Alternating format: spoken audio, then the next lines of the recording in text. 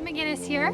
So today we are working in the garden and I am so excited because it is April 4th, I think, April 5th, the first week of April, and it has finally stopped raining. It has been raining non-stop, and on top of all the snow that we had at the end of March, it has just been a soupy, muddy mess around here. It has cooled off a little bit. I had to put my vest on. It's like a cloudy, breezy 40 degrees now, so it's great, but it's a little chilly. I'm going to give you a tour of the garden, and we are going to be building some garden boxes today, and I'll give you a quick tour first. Okay, so many of you may recognize my garden plot from last year, but it's looking pretty rough at the moment. In this windbreak, we hold our cows here for about a couple of weeks out of the year. They get to stay in the yard, and this is part of the yard is not fenced off. So they stand in the windbreak and tear everything up.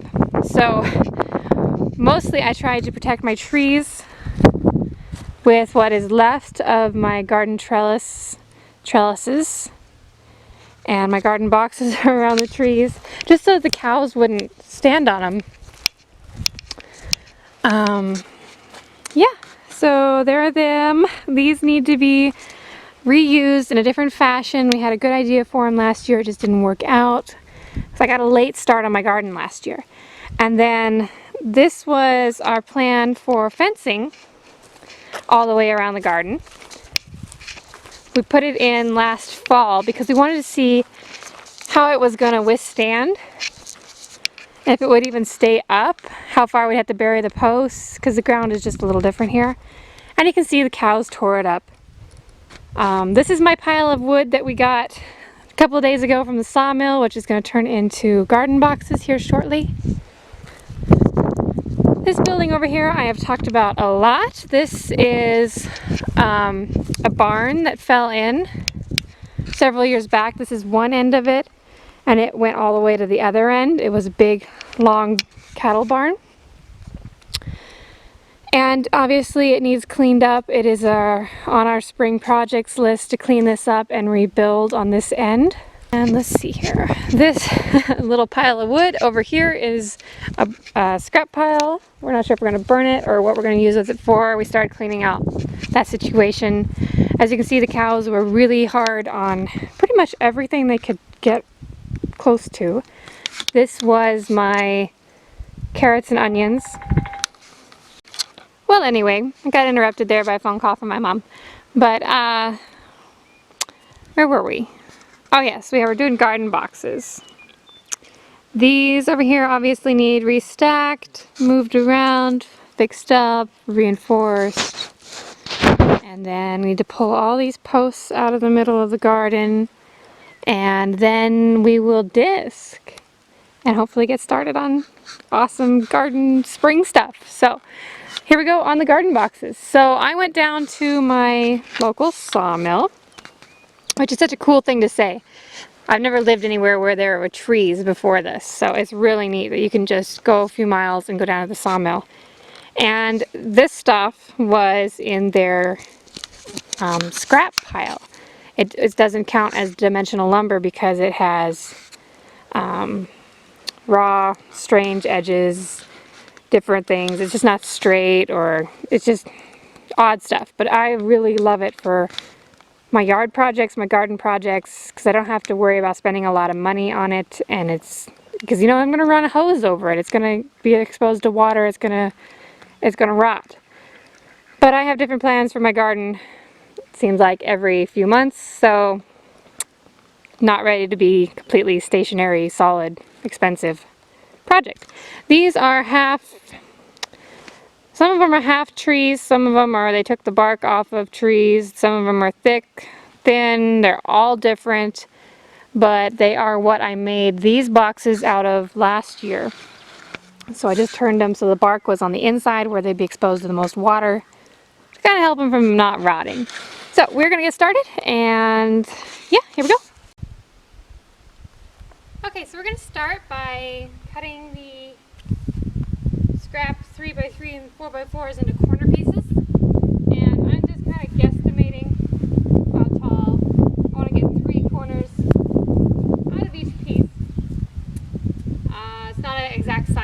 not even going to get a tape measure. But here goes nothing.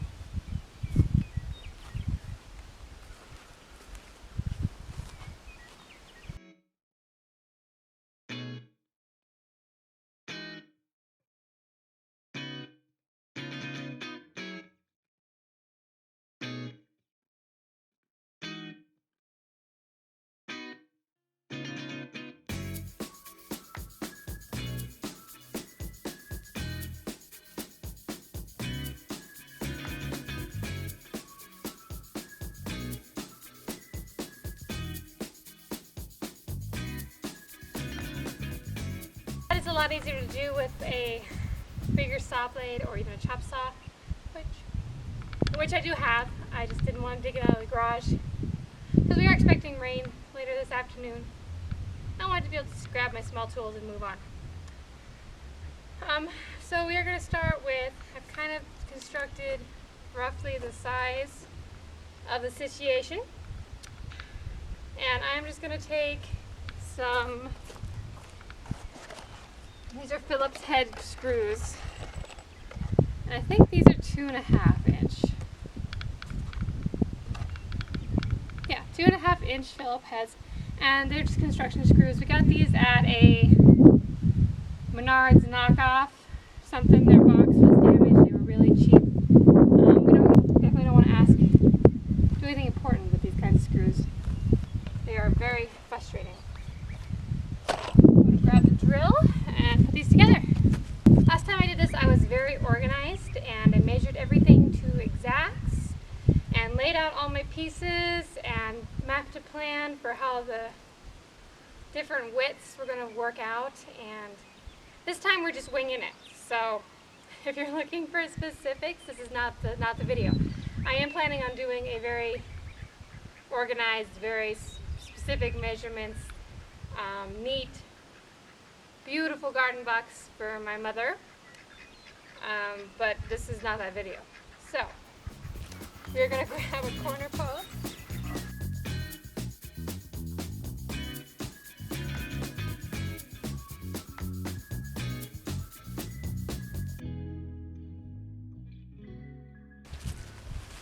So for this one, I decided to do an overlap, lay them on and overlap them,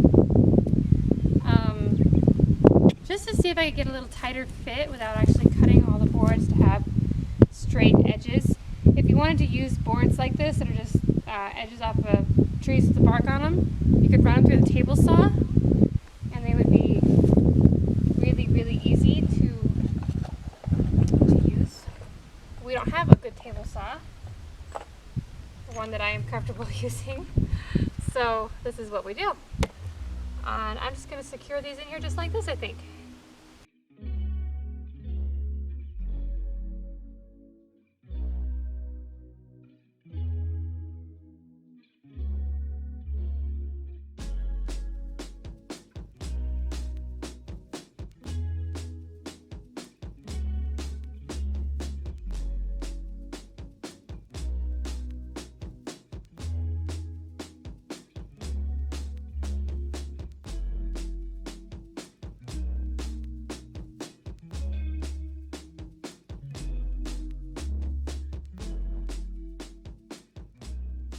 So what I'm doing now is I'm going through and picking out the rest of the pieces and finding pieces that kind of fit together.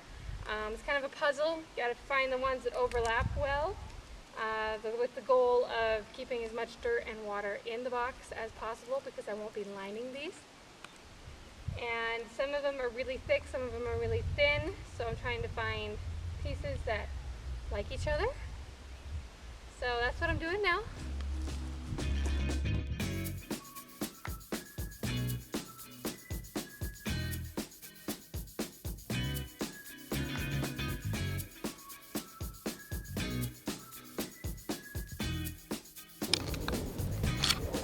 Okay, so I've got them configured kind of how I want them now. Some of them are better than others. This is the one I'm going to give you the close-up on because it fits together the best. See, they kind of overlap, and then they kind of overlap down here as well.